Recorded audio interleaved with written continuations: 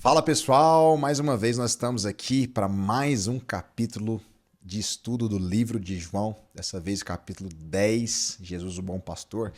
Seja muito bem-vindo, já pega aí sua Bíblia, pega suas anotações, compartilha esse vídeo também com mais pessoas para que elas sejam abençoadas e para que também o YouTube entregue mais e mais esse conteúdo, beleza? Então, posso contar com você? Vamos lá então para mais um capítulo do estudo de João. Abra aí sua Bíblia então em João capítulo 10, o capítulo do Bom Pastor, né? O famoso capítulo aí de Jesus, o Bom Pastor. E vamos começar então.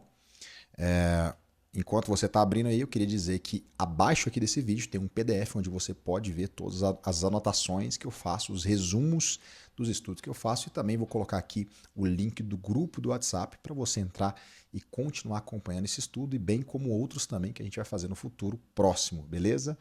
Então é isso aí. Depois você entra lá no grupo e baixa o seu PDF também abaixo aqui na descrição. Vamos lá então. Já deixa o seu like aí para ajudar também esse canal. E abre a sua Bíblia em João capítulo 10. Vamos lá. João capítulo 10. Diz assim a palavra de Deus. Em verdade vos digo, o que não entra pela porta do aprisco das ovelhas, mas sobe por outra parte, esse é ladrão e salteador. Vamos lá. A gente tem que entender esse capítulo como se fosse uma continuação do capítulo anterior. No capítulo anterior, Jesus cura aquele cego e ele então provoca e denuncia aquele sistema religioso, aquela religiosidade morta dos fariseus, dos líderes religiosos da nação, e Jesus confronta eles duramente. E aqui ele está continuando nesse mesmo tema, né? Nessa mesma temática, embora ele traga outros elementos aqui que a gente vai ver. Então Jesus agora propõe fazer a diferença entre o verdadeiro evangelho e a religiosidade. O bom pastor entra pela porta, a Bíblia diz, ele entra pela legalidade. O falso profeta, aquele que é religioso, simplesmente ele pula o muro. Então esse é o contexto aqui desse capítulo inteiro que nós vamos ver daqui a pouco, onde Jesus faz esse paralelo. De um lado, o bom e verdadeiro pastor. De outro lado, líderes religiosos, falsos profetas, falsos ensinadores e falsos guias que não estão ali para dar a vida pelas ovelhas, mas simplesmente para benefício próprio. Então, algo que a gente precisa entender, esse primeiro versículo aqui, ó, esse primeiro versículo diz assim: o que não entra pela porta no aprisco das ovelhas, mas sobe por outra parte é ladrão, salteador. No versículo 2 ele reforça isso. Aquele, porém, que entra pela porta, esse é o pastor das ovelhas. O que Jesus quis dizer assim é que o pastor ele entra pela legalidade, ele não entra por meios truculentos, né? Ele não dá jeitinho, não. Ele entra pela porta da frente.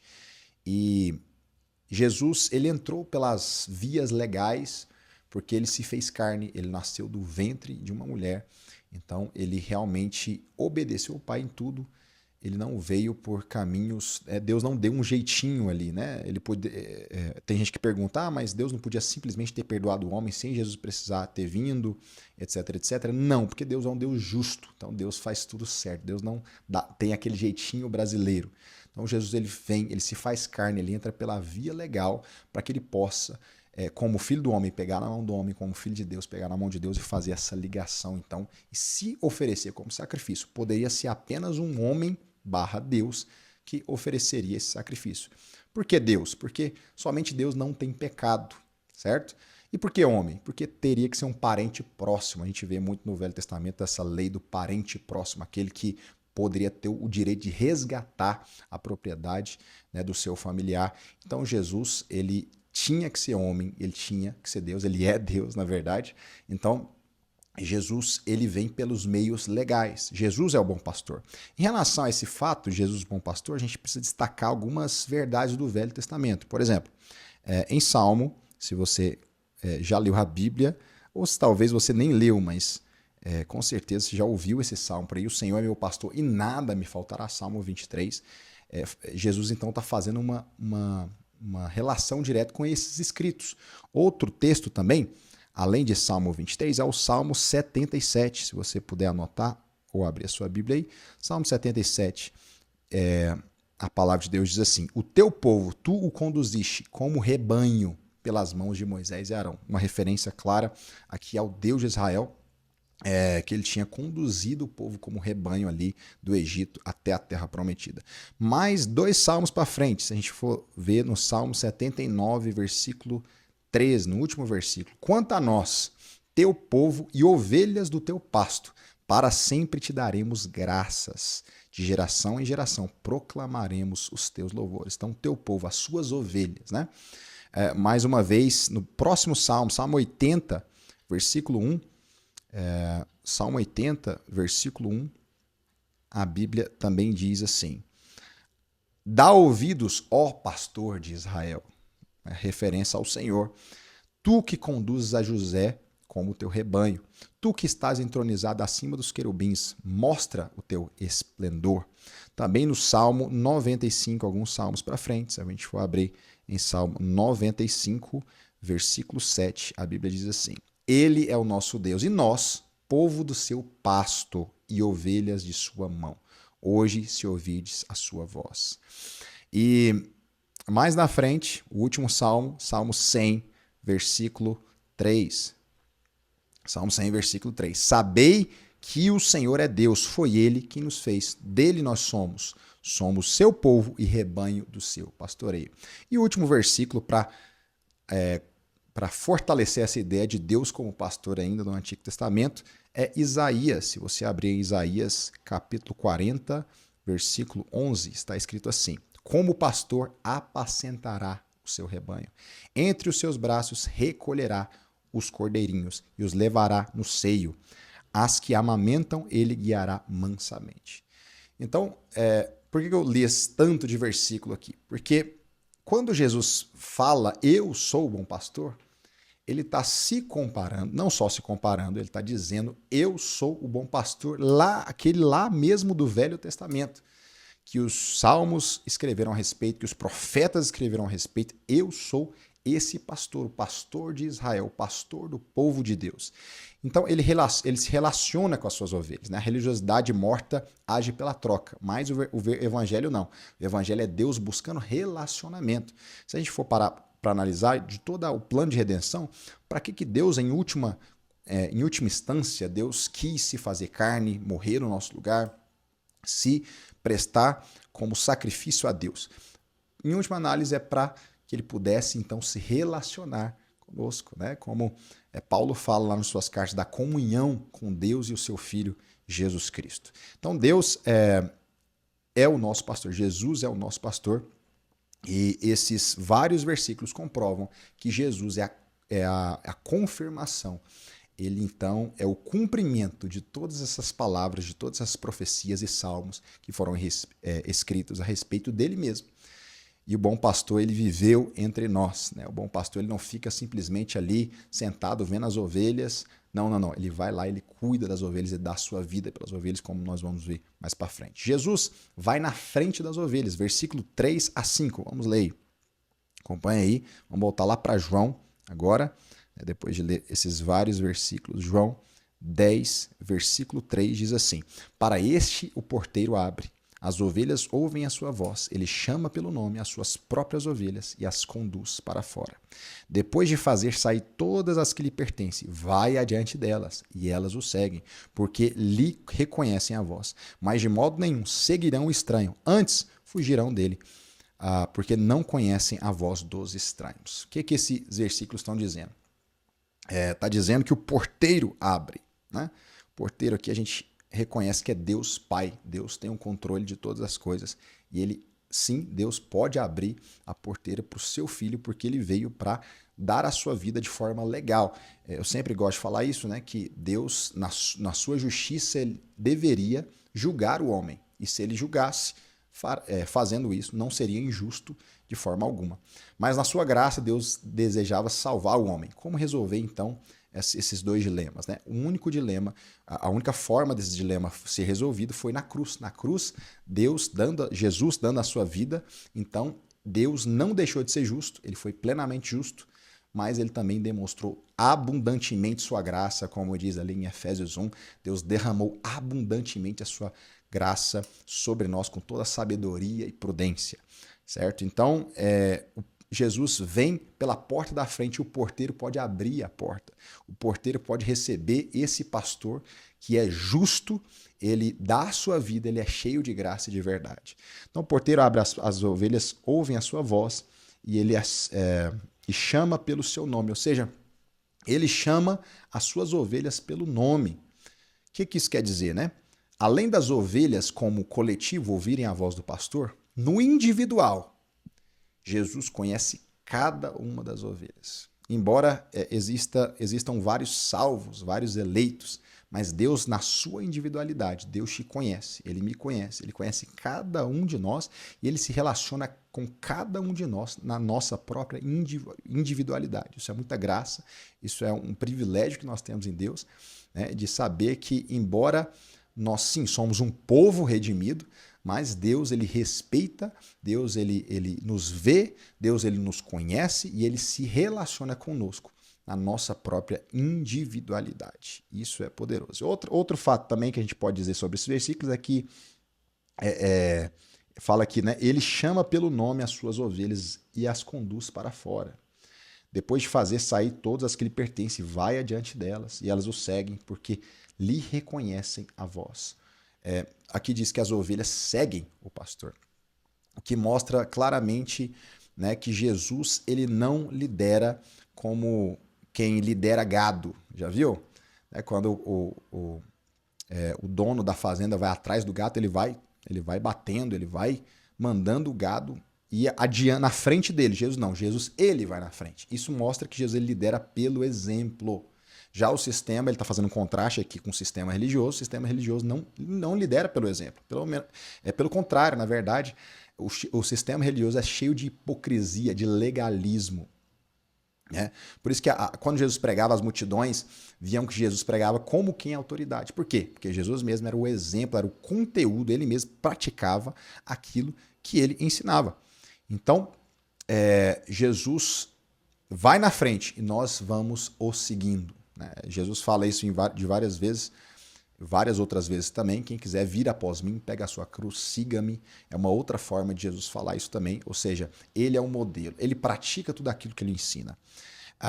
Versículo 6, então, Jesus lhe propôs esta parábola, mas eles não compreendiam o sentido daquilo que lhes falava. Eles não entendiam essa parábola porque isso não era realidade na vida deles. Então, lembra que eles são como cegos aqui.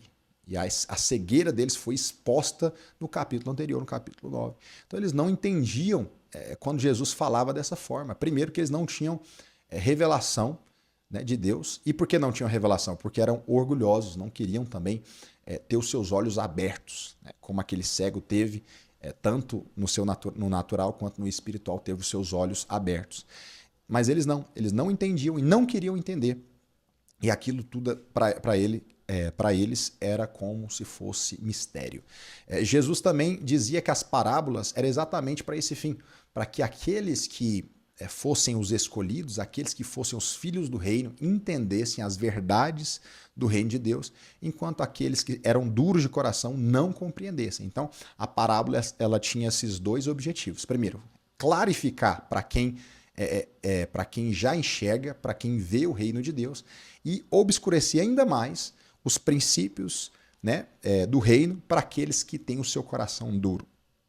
Continuando, então, para a próxima parte.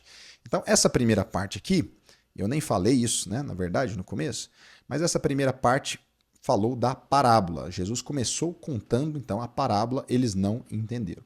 A próxima parte, então, é a porta das ovelhas. Jesus vai, então, expandir essa parábola e continuar com esse mesmo argumento. Olha só. Versículo 7. Jesus, pois, lhes afirmou de novo: em verdade vos digo, eu sou a porta das ovelhas. Então, Jesus é o bom pastor que conduz a ovelha pela porta, mas ele também é a própria porta. Isso está em linha com, por exemplo, João 14, versículo 6, onde Jesus diz: eu sou o caminho, a verdade e a vida, ninguém vem ao Pai senão por mim. Ou seja, não tem outro caminho a não ser pela porta, que é o próprio Cristo. Ele é o bom pastor que dá a sua vida pelas ovelhas, né, e conduz elas à porta do aprisco, mas ele também é a porta. Então, 4 verdades de Jesus como porta. A primeira coisa é que ele é a porta da salvação. Olha o que ele diz aqui. Em verdade vos digo que eu sou a porta das ovelhas. Versículo 8. Todos quantos vierem a mim são ladrões, perdão, todos quantos vieram antes de mim são ladrões e salteadores, mas as ovelhas não lhe deram ouvido. Você está falando aqui dos líderes religiosos, os falsos profetas que vieram antes deles, lembrando que Jesus era bem jovem aqui, Jesus tinha por volta dos seus 30 a 33 anos, então todos os fariseus eram, provavelmente, né, a maioria deles eram bem mais velhos, eram senhores ali, anciãos. Eles vieram antes de Jesus no que se diz respeito à sua humanidade, certo? Mas eram ladrões e salteadores. Mas as ovelhas não lhe deram ouvido. Eu sou a porta. Jesus disse, eu sou a porta, mais uma vez. Se alguém entrar por mim, será salvo. Então, a primeira coisa, Jesus como porta. A primeira é que ele é a porta da salvação. Ninguém pode ser salvo a não ser através de Cristo. Muita gente fala que crê em Deus, mas qual Deus? Né? E se crê em Deus, como ser salvo então? A gente vê claramente que não tem meio termo, né? Não tem a teologia do universalismo, né? A falsa teologia, na verdade, do universalismo cai por terra aqui, porque só Jesus pode ser a porta da salvação. E não há outro caminho, não existe outra porta. Segunda coisa também, ele é a porta da libertação, porque ele fala assim, ó, além de ser salvo, ele entrará, né? Quem vier a mim entrará e sairá e achará pastagem, ou seja, ele vai ser liberto para entrar, para sair. A gente tem que entender que esse aprisco aqui em Israel, principalmente ali na época do inverno, era um aprisco muito pequeno, né? As ovelhas ficavam contidas ali e não eram livres, por assim dizer. Por isso, Jesus está dizendo o seguinte, olha, eu abro a porta para que você entre e saia. Em outras palavras, né, é mais ou menos aquilo que Jesus diz para os discípulos ali em João capítulo 6. Vocês querem ir? Aí Pedro diz, para onde nós iremos? Só o Senhor tem as palavras do eterno. Embora eu tenha o direito de ir, talvez, de escolher, mas eu não vou, porque o Senhor me conquistou, o Senhor me chamou com amor, Ele conquistou o meu coração, Ele me atraiu, para onde mais eu vou?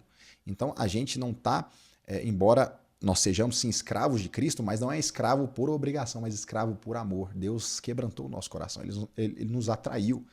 Né? Jesus não chega arrombando a porta. Não, ele nos convence do pecado, do juízo, da justiça, através do Espírito Santo, como nós vamos ver mais para frente.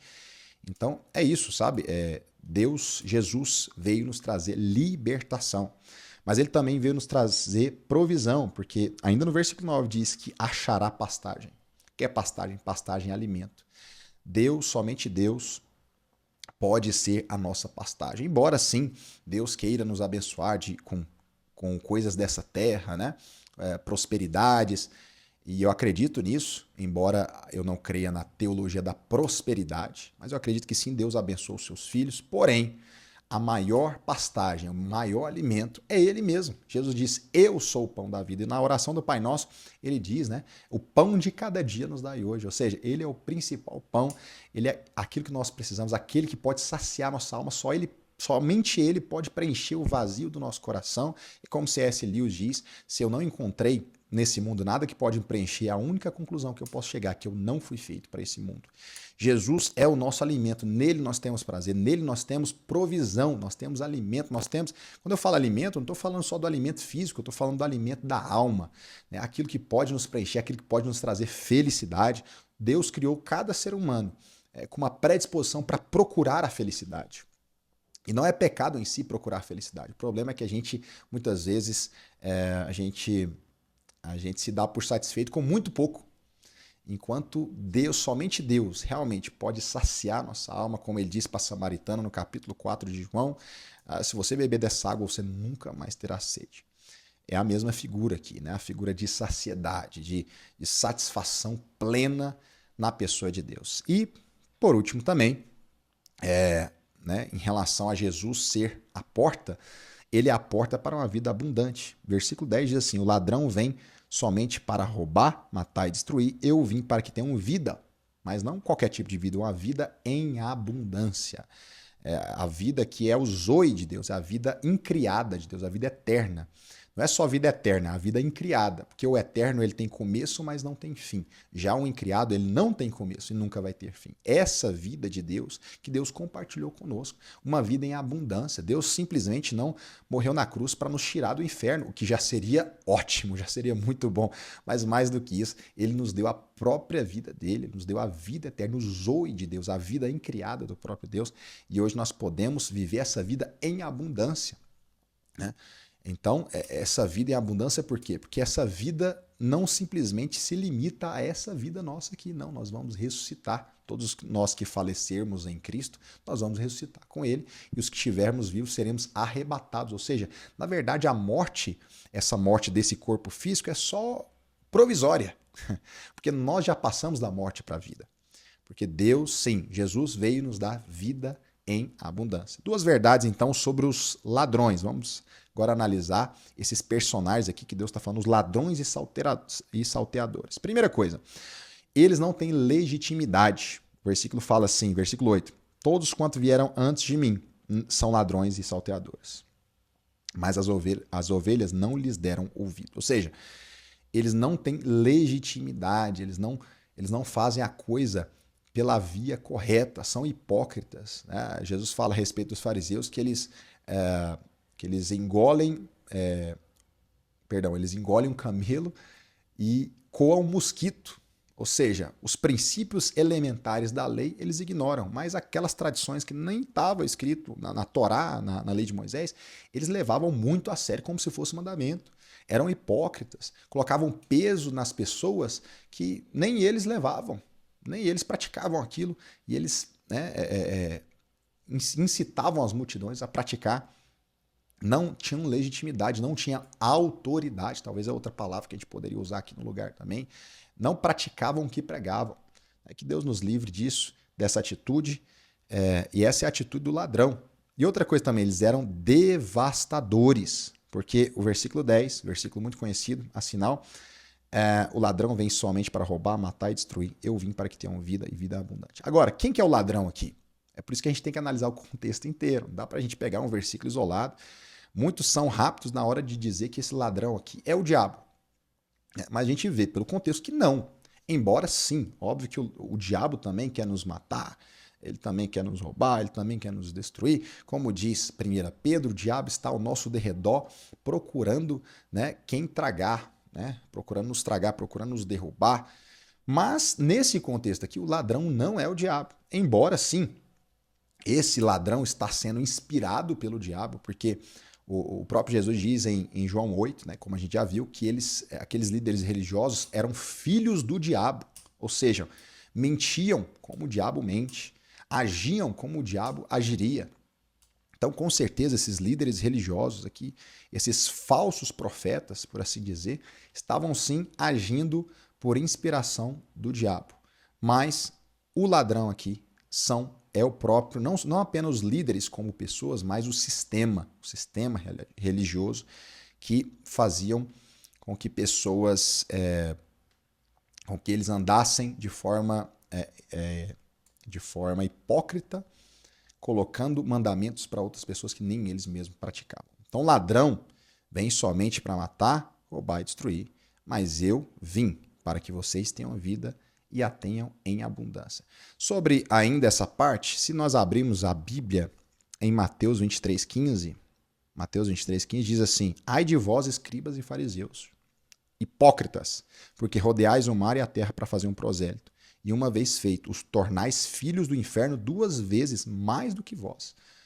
Ou seja, o falso ensino, o sistema religioso caído, ele tem poder, sabe, não só de se cegar, mas cegar outras pessoas, né? De roubar muitas vezes a comunhão com Deus, a busca por Deus.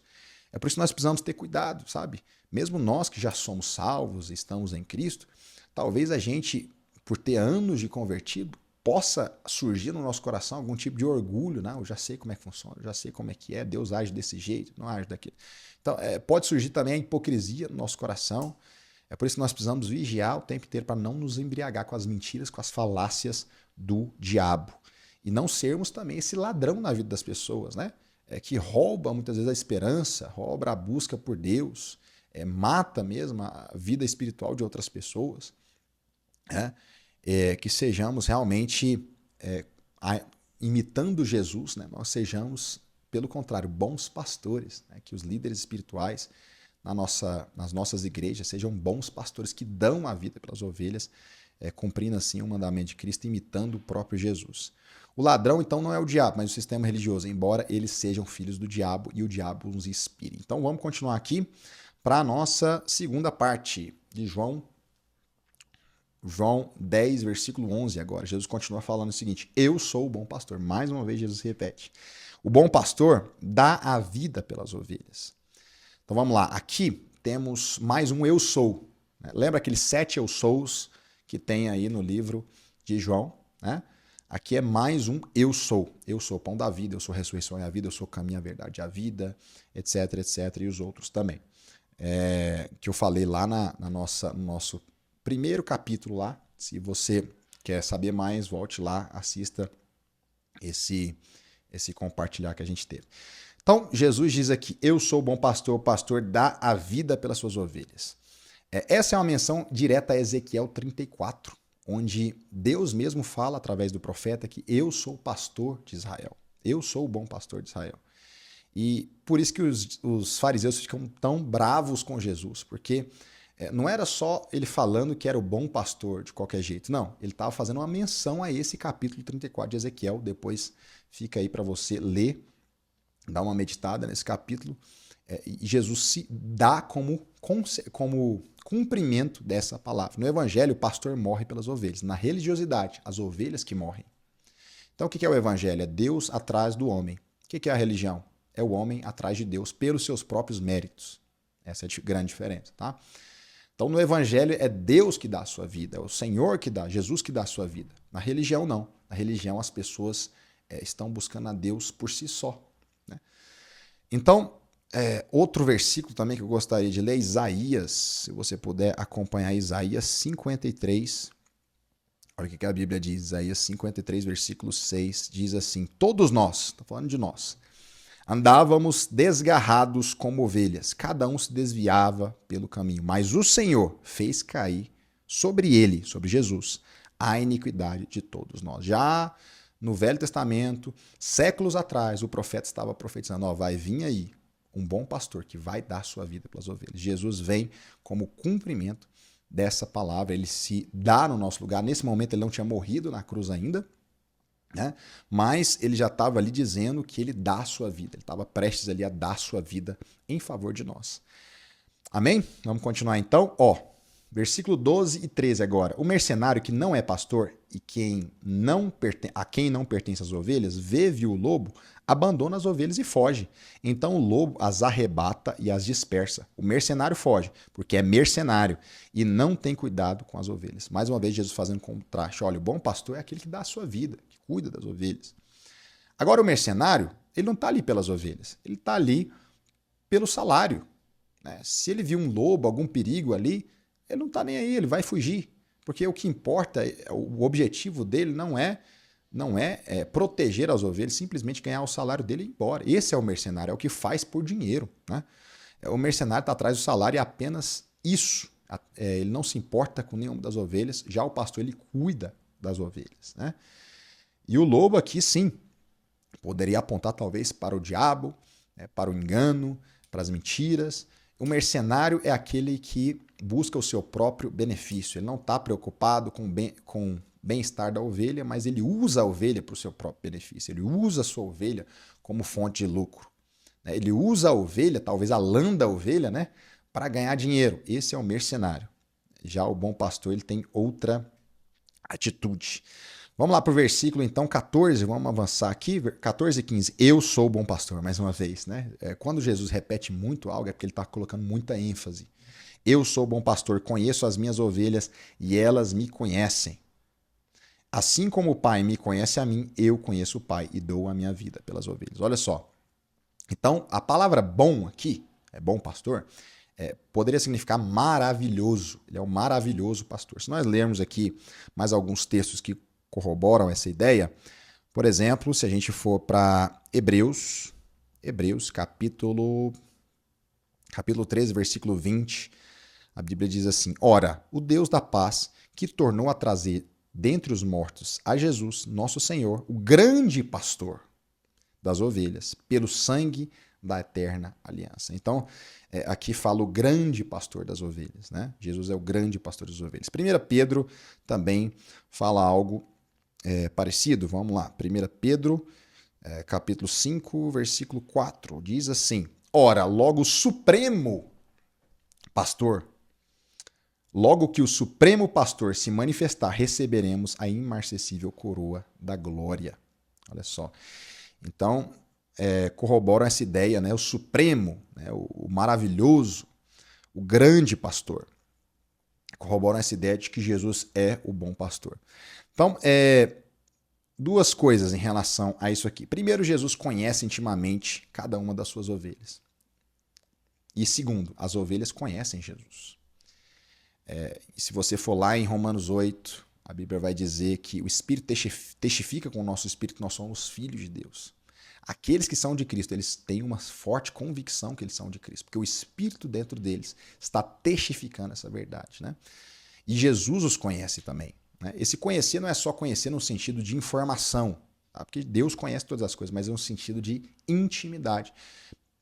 Uma prova disso é que na Bíblia, quando um homem ia se deitar com a sua esposa, a Bíblia diz que fulano conheceu sua esposa. Então Jacó conheceu Raquel e eles tiveram um filho, por exemplo.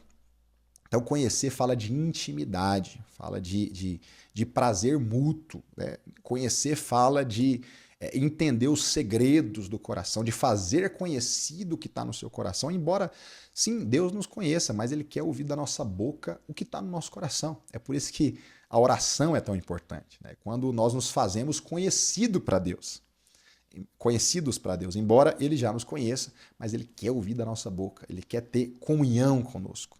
Então, tanto o pastor conhece as ovelhas, quanto as ovelhas conhecem o seu pastor. Versículo 16 diz assim: Ainda tenho outras ovelhas, não deixe aprisco. A mim convém conduzi-las, elas ouvirão a minha voz. Então haverá um rebanho e um pastor. Uau, esse versículo é fantástico também. Primeira coisa, eu tenho ovelhas, não deixe aprisco, ou seja, não de Israel. A Bíblia diz que Jesus veio para os que eram seus, os seus não receberam, mas todos quantos o receberam, deu-lhes o poder de serem feitos filhos de Deus. Paulo vai dizer em Romanos que ele pregava a gregos e a bárbaros, a sábios e ignorantes. Primeiro ao judeu, depois ao grego. Ou seja, existia várias ovelhas espalhadas pelo mundo que pertenciam ao aprisco de Cristo, mas ainda não sabem disso. É por isso que é tão importante nós pregarmos o Evangelho. Quando nós pregamos o Evangelho, nós estamos sendo a boca de Cristo na terra, a ponto de chamar as ovelhas ao arrependimento. E essas ovelhas virão para o aprisco, ouvirão a voz do pastor. Então, um versículo também muito importante para corroborar essa ideia é Apocalipse 5, versículo 9, que diz assim: E entoavam um novo cântico, dizendo: Digno és de tomar o livro e abrir-lhe os selos, porque foste morto e com o teu sangue, falando de Jesus, compraste para Deus os que procedem de toda tribo, povo, língua e nação. Deus tem ovelhas espalhadas por todas as nações. E o pastor, através da pregação do evangelho, está chamando essas ovelhas. E também o bom pastor chama essas ovelhas com voz poderosa, né? Por mais que a gente ache que algumas nações, alguns povos, algumas culturas são muito fechadas para o evangelho, não importa.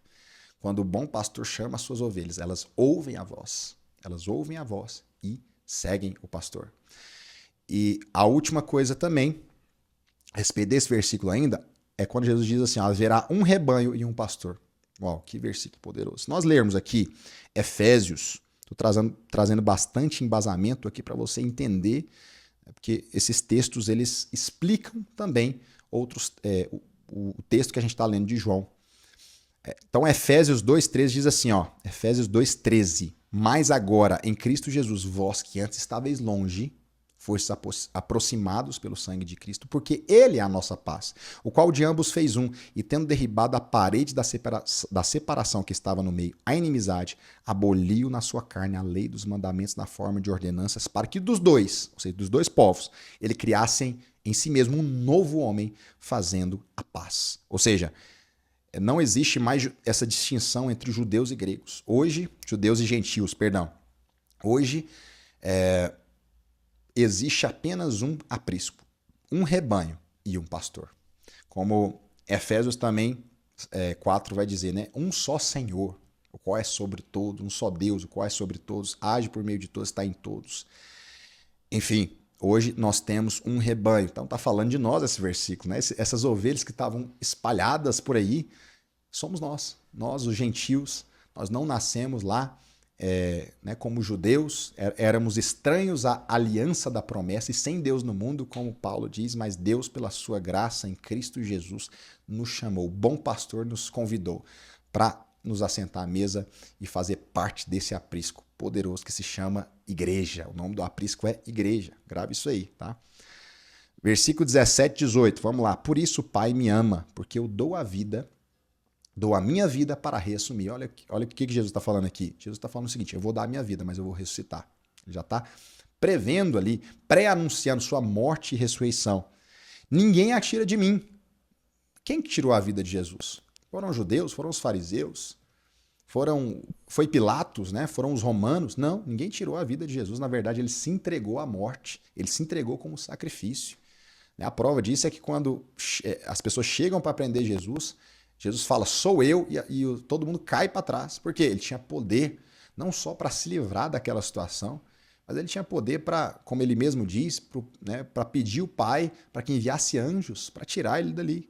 Mas não, ele se dá como sacrifício, ele se oferece, ele entra na morte. Ninguém matou Jesus, na verdade, ele que se ofereceu como sacrifício a Deus. Ninguém a tira de mim, pelo contrário, eu espontaneamente a dou.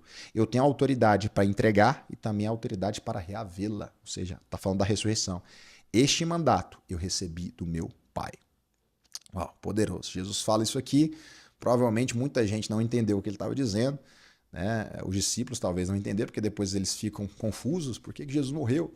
Mas Jesus já está aqui pré-anunciando sua morte e ressurreição. Uau! E dizendo que ele tinha autoridade não só para morrer como tal, mas também para ressuscitar, e foi o que de fato aconteceu.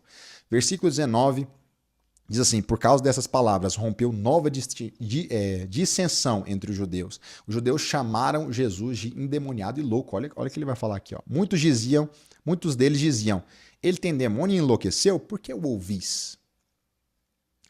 Outros diziam, este modo de falar não é de endemoniado. Pode, porventura, um demônio abrir os olhos dos cegos? Ainda falando do último capítulo, né? O milagre que aconteceu do cego. Então, olha só. Os judeus chamaram Jesus de endemoniado e louco. Um endemoniado não pode fazer o bem. E um louco também é sempre egoísta.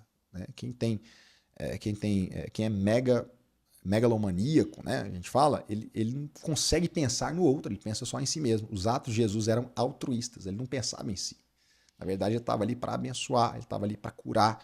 Então, Jesus não pode ser nem endemoniado, porque demônio não faz bem, não faz milagre, né? Demônio não abençoa pessoas. E nem também pode ser louco, porque louco também não pode pensar em outra pessoa além dele mesmo. E aí, 22, diz assim, celebrava-se em Jerusalém a festa da dedicação, era inverno. Vamos lá, essa festa, como todas as outras do Velho Testamento, eram sombras da realidade em Cristo. Né? Jesus estava no Pórtico de Salomão. Esse era o local onde ele estava, que vai falar aqui, ó, 23. Jesus passeava no Pórtico de Salomão. O que é esse Pórtico de Salomão? É o mesmo lugar onde em Atos 3,11 os discípulos vão estar pregando. Ó. Atos 3,11 diz, apegando-se ele a Pedro e João, todo o povo correu atônito para junto deles no pórtico chamado Salomão. Foi o mesmo lugar ali aonde Pedro e João oraram por aquele aleijado, aquele paralítico. Ele andou, começou a saltar e Pedro então começa a pregar o evangelho para aquelas pessoas. Jesus está pregando nesse mesmo lugar, né, no pórtico de Salomão. E a resposta de Jesus mostra que as obras importam mais do que discursos. Mesmo assim, eles não acreditavam em Jesus. Então, olha, eles rodearam Jesus, versículo 24. Rodearam, pois, os judeus e interpelaram, até quando nos deixará em mente suspenso? Se tu és o Cristo, dize-o francamente. 25. Respondeu Jesus, já vou-lo disse, e não credes, as obras que eu faço em nome de meu Pai testificam ao meu respeito. Mas vós não credes, porque não sois as minhas ovelhas. Ou seja, as minhas ovelhas creem em mim. Então, o que Jesus estava dizendo aqui? A resposta de Jesus mostra que as obras importam mais do que discurso. Eles estavam preocupados com o discurso. Jesus estava falando o seguinte: eu já mostrei para vocês. Sabe, isso traz uma lição. Primeiro, que Jesus era o exemplo da sua própria pregação. Jesus não falava um discurso sem viver aquilo. Pelo contrário, tudo que ele pregava, ele mesmo praticava. Segundo, isso também serve de lição para nós.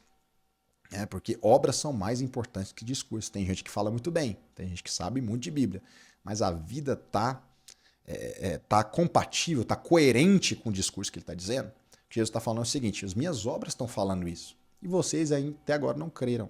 E vocês não creem porque vocês não são as minhas ovelhas. As minhas ovelhas creem em mim. É o que ele está dizendo. E aí nós entramos aqui para o bloco final, que é, primeiro, o privilégio das ovelhas. Versículo 27 a 29. As minhas ovelhas ouvem a minha voz, eu as conheço e elas me seguem. Eu lhes dou a vida eterna, jamais perecerão, ninguém as arrebatará das minhas mãos. Aquilo que meu Pai me deu é maior do que tudo. E da mão do meu Pai ninguém pode arrebatar. Olha aqui, alguns privilégios das ovelhas. Primeiro, as ovelhas ouvem a voz do pastor. Versículo 27. Segundo privilégio, as ovelhas são conhecidas pelo pastor. Certo? O Senhor conhece os que lhe pertencem. Se você, por exemplo, lê 2 Timóteo aqui, 2 Timóteo 2, versículo 19, diz assim: entretanto, o firme fundamento de Deus permanece, tendo este selo: o Senhor conhece os que lhe pertencem. E mais, aparta-se da injustiça todo que professa o nome de Jesus. Se você também lê ali em João 1, versículo 42, né, o próprio livro de João 1, versículo 42, você vai ver Jesus dizendo o seguinte: levou a Jesus, olhando Jesus para ele, diz: tu és Simão. Opa, Jesus já conhecia Simão antes de João chegar com ele. Tu és Simão, filho de João, tu serás chamado Cefas. Ou seja, Jesus dá ali a verdadeira identidade de Simão. Você é Simão, mas eu tô te dizendo que você será chamado de Cefas, de Pedro, né? Então Jesus nos conhece as suas ovelhas, cada uma, pelo nome, certo? Ele conhece aqueles que o pertencem. Nós abrimos também em Lucas 19, versículo 5, olha o que a Bíblia diz. Quando Jesus chegou àquele lugar, olhando para cima, disse-lhe: Zaqueu, desce depressa, porque hoje convém chegar na tua casa. Jesus conhecia Zaqueu antes de Zaqueu se apresentar também. Jesus conhece suas ovelhas. Ele conhece aquele que os pertence. As ovelhas seguem, imitam o pastor. Né? Versículo 27, as ovelhas ouvem a minha voz, elas me conhecem. Eu as conheço, e elas me seguem. Se nós abrirmos em Apocalipse 14, versículo 4, diz assim: são estes os que não se macularam com as mulheres, porque são castos. São eles os seguidores do Cordeiro, por onde quer que vá. São estes os que foram redimidos dentre os homens, primícias para Deus e para o Cordeiro. Lembrando que Jesus, ao mesmo tempo que ele é o bom pastor, ele também é o Cordeiro perfeito. Então, só um cordeiro, de fato, pode pastorear tendo empatia por outro cordeiro, por outra ovelha. Certo? Por isso que Jesus é o Cordeiro de Deus. Poderia ser que alguém chegasse para Deus: é fácil ser Deus, né? É fácil ficar aí, né? Agora difícil tá na minha pele. É sofrer todo dia, é ser humano. Pois é, mas Jesus se fez ser humano. Ele se fez cordeiro. Por isso que ele tem autoridade também para nos guiar. Por isso que ele é o exemplo para nós. Ao mesmo tempo que ele é o bom pastor, ele também é o cordeiro perfeito de Deus. Outra coisa também é que as ovelhas seguem, imitam o pastor. Essa que eu já falei. As ovelhas recebem a vida eterna. Versículo 28. Eu lhes dou a vida eterna. Jamais perecerão e ninguém as arrebatará das minhas mãos. Que fala da certeza de salvação, uma vez que o pastor salvou. Ninguém pode arrebatar das mãos de Jesus. Por isso que eu acredito também que a salvação ela é eterna, ela não se perde, porque não sou eu que estou segurando na mão de Deus, embora aquele corinho antigo diga, né? Segura na mão de Deus e vai. Mas eu acredito piamente que é Deus que está segurando nossa mão, porque nós somos inconstantes, essa é a verdade. Mas Deus, se ele começou, ele vai cumprir a boa obra que ele começou, segundo Filipenses 1, versículo 6. As ovelhas recebem segurança eterna. Né? O final aqui, no versículo 29, aquilo que é do meu Pai, aquilo que o meu Pai me deu é maior do que tudo, e da mão do meu Pai ninguém pode arrebatar. Ou seja, as ovelhas, ninguém as arrebatará da minha mão, mas tem a mão do Pai também, que ninguém pode arrebatar da mão dele. Ou seja, nós estamos na mão de Jesus, nós estamos na mão do Pai e ninguém pode arrebatar da mão do meu Pai, é o que Jesus está dizendo.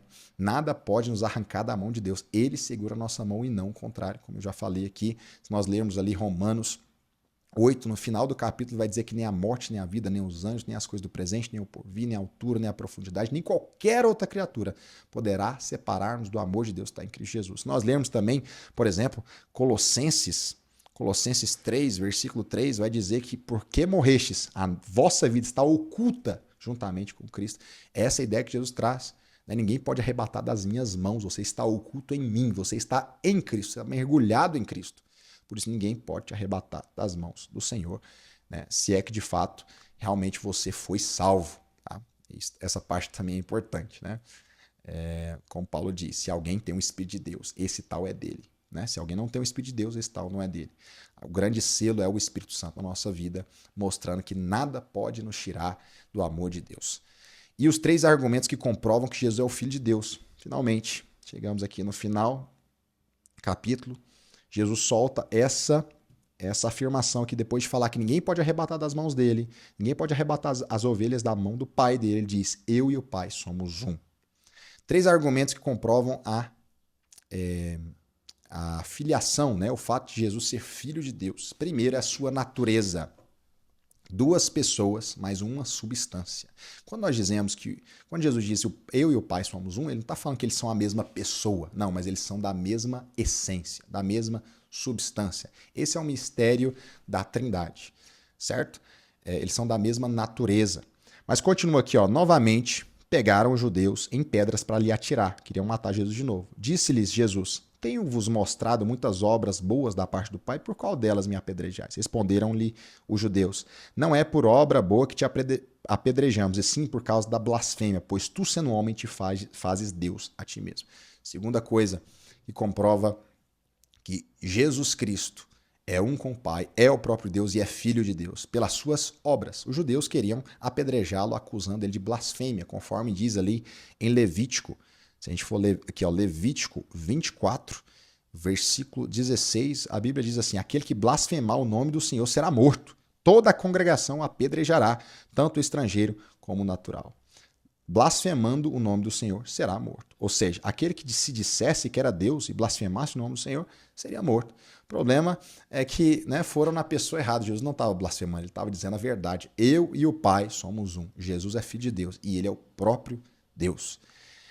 Ele é o Filho, né, gerado eternamente. O que incomodava não eram as obras de Jesus, mas suas declarações. Né? E sempre, mais uma vez, reafirmo, obras são mais importantes do que declarações. Aquilo que vivemos é mais... Agora, palavras têm o seu valor, sim. Tanto é que Jesus ensinava muito, ele pregava muito a respeito do reino. Mas as obras é o que sustenta, inclusive, a pregação, o discurso. Mas eles estavam preocupados com o discurso e não com as obras de Jesus. Jesus fala, eu fiz tantas obras, por qual vocês estão me apedrejando? Jesus sempre mostra que as obras são mais importantes. E terceira coisa, pelas Escrituras. Jesus mostra que é o Filho de Deus pelas Escrituras. Olha o que diz o versículo 34. Replicou-lhe Jesus, não está escrito na vossa lei? E disse, sois deuses? Se ele chamou de deuses aquele a quem foi dirigida a palavra de Deus, a Escritura não pode falhar, então aquele a quem o Pai santificou e enviou ao mundo diz, tu blasfemas porque declarei sou o Filho de Deus? Se não faço as obras do meu Pai, não me acrediteis. Ou seja, na própria lei de vocês está escrito que os homens, de certa forma, são deuses. Não deuses na forma que Deus é, certo? Mas filhos de Deus. Agora, se vocês, né, se na lei de vocês está escrito que os homens são como filhos de Deus, criados por Deus nesse aspecto, agora vocês estão falando que eu que sou realmente o filho unigênito de Deus, vocês estão falando que eu estou blasfemando? Se não faço as obras do meu Pai, não me acrediteis. Mas se faço e não credes, credes nas obras, para que possais saber e compreender que o Pai está em mim e eu estou no Pai. Jesus veio cumprir tudo aquilo que foi prometido nas Sagradas Escrituras. Ele veio fazendo obras que ninguém jamais tinha feito. Nenhum, né, dos grandes profetas, mesmo Moisés, que talvez viveu muitos milagres, nenhum deles fez tanto milagre como Jesus. Fez os mesmos milagres que Jesus fez, né, a ponto de abrir os olhos dos cegos, como a gente viu aqui na aula passada, ressuscitar mortos, fazer paralíticos andares, ninguém tinha feito. Mas aqueles judeus estavam cegos. mesmo Jesus provando através de suas obras, através das Escrituras, eles não creram em Jesus. Neste ponto, procuravam outra vez prendê-lo, mas ele se livrou, né? Jesus conseguiu de alguma forma fugir deles, livrou das suas mãos. E o capítulo termina dizendo assim: novamente se retirou além do Jordão, ali para o lugar onde novamente se retirou para além do Jordão, para o lugar onde João batizava no princípio, e ali permaneceu. E iam muitos ter com ele e diziam: realmente, João não fez nenhum sinal, porém tudo que ele disse a respeito deste era verdade. E muitos ali creram nele. Por causa da reação dos judeus, Jesus teve que se retirar. Depois a gente vê que Jesus fica longe por um tempo. Jesus realmente se retira. Próximo capítulo ele vai para Betânia. Enfim, os seus não receberam, como diz o capítulo 1, versículo 11. Isso comprova que realmente os judeus não receberam Jesus. Mesmo depois da morte de João Batista, as palavras dele não foram esquecidas, mas foram confirmadas. A multidão viu realmente. João não fez milagre nenhum, mas o que ele falou a respeito desse homem era tudo verdade. E longe do clima religioso, muitos ali creram em Jesus, né? Longe daquele clima de religiosidade, muitos acabaram crendo que Jesus, sim, era quem ele dizia ser, ele era o Cristo, o Filho de Deus vivo. Então é isso, pessoal. Muito obrigado. Aqui terminamos mais um capítulo de João. Eu fui muito abençoado, não sei você. Escreve aí nos comentários se você está gostando, se você está aprendendo também. Tá? O objetivo aqui é instruir, mas também inspirar através da palavra de Deus e estudar esse livro maravilhoso que é o livro de João. Que Deus abençoe, compartilhe esse vídeo com mais pessoas, para que outras pessoas sejam também abençoadas. E nós nos vemos até a próxima, no capítulo 11. Até mais. Tchau, tchau.